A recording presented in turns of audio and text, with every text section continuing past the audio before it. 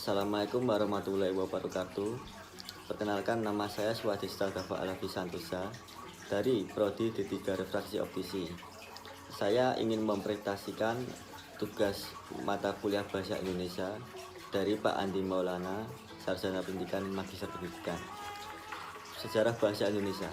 Bahasa Indonesia pada umumnya berasal dari bahasa Melayu. Pada zaman sebelumnya, lebih tepatnya pada zaman Kerajaan Sriwijaya. Bahasa Melayu banyak digunakan sebagai bahasa penghubung antar suku pada pelosok Nusantara. Perkembangan dan pertumbuhan bahasa Melayu tampak lebih jelas dari berbagai peninggalan seperti yang pertama, tulisan yang terdapat pada batu nisan Minyak Tujuh Aceh pada tahun 1380. Yang kedua, prasasti Kedukan Bukit Palembang pada tahun 683 Masehi. Yang ketiga, prasasti Talang Tuwo di Palembang pada tahun 684 Masehi.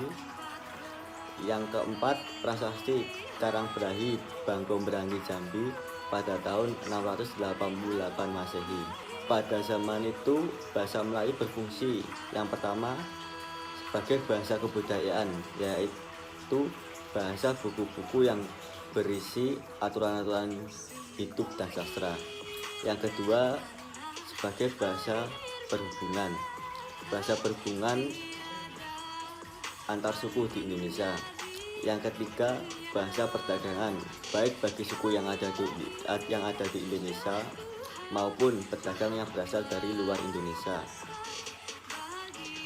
Alasan bahasa Melayu menjadi bahasa nasional negara Indonesia.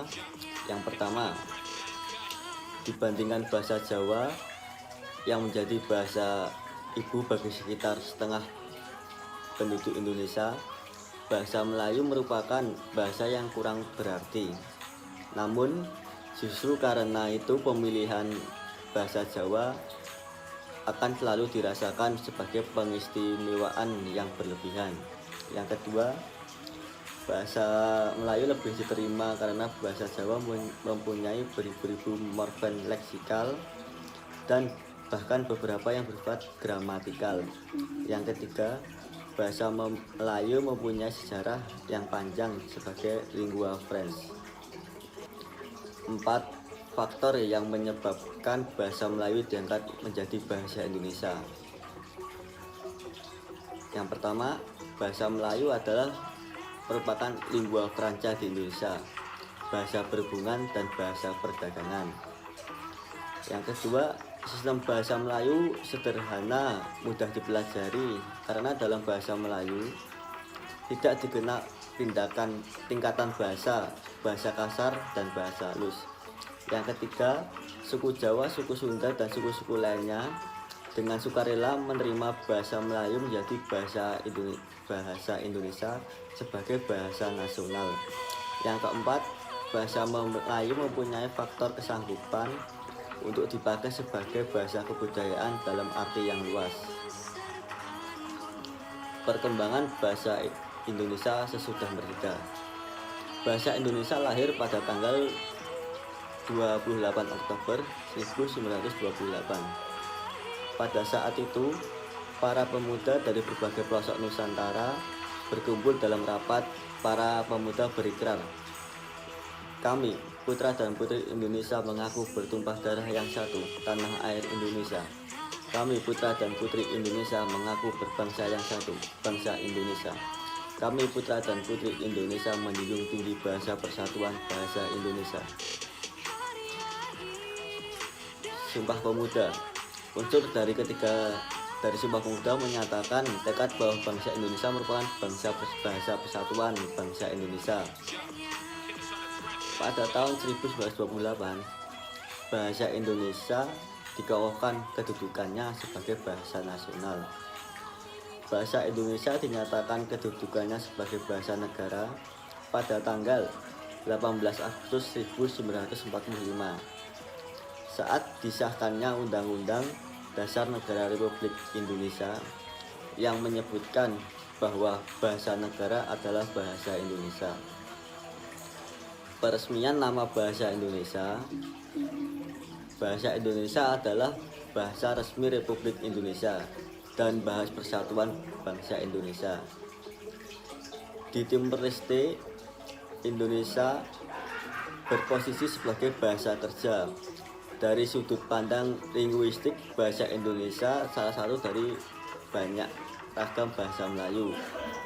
Bahasa Indonesia diresmikan penggunaannya setelah proklamasi kemerdekaan Indonesia, tepatnya sehari sesudahnya, bersamaan dengan mulai berlakunya konstitusi. Dasar yang dipakai adalah bahasa Melayu Riau dari abad ke-19.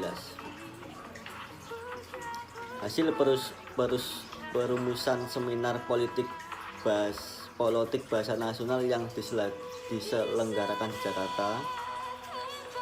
Bahasa Indonesia sebagai alat pengantar dalam dunia pendidikan.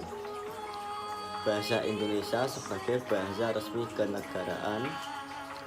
Bahasa Indonesia sebagai pengembangan kebudayaan nasional, ilmu, dan teknologi.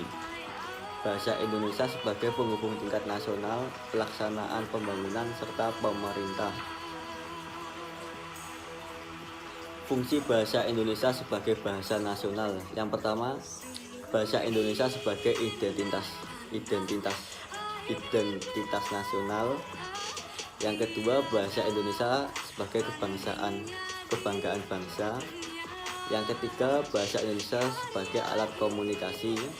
Dan yang keempat, bahasa Indonesia sebagai pemersatu bangsa dari perbedaan suku, agama, ras, adat, istiadat, dan budaya.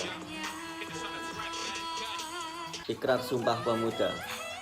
Bertumpah darah yang satu, tanah air Indonesia, berbangsa yang satu, bangsa Indonesia, menjunjung tinggi bahasa persatuan, bahasa Indonesia. Kesimpulannya, Ikrar Sumpah Pemuda, Ikrar para pemuda dikenal dengan nama Sumpah Pemuda 1928 yang menjadi awal dikokohkannya kedudukan bahasa Indonesia sebagai bahasa nasional. Bahasa Indonesia diresmikan menjadi bahasa nasional setelah kemerdekaan Indonesia, tepatnya pada tanggal 18 Agustus, sehingga bahasa Indonesia diakui secara yuridis. Sekian presentasi dari saya, kurang lebihnya mohon maaf. Terima kasih. Wassalamualaikum warahmatullahi wabarakatuh.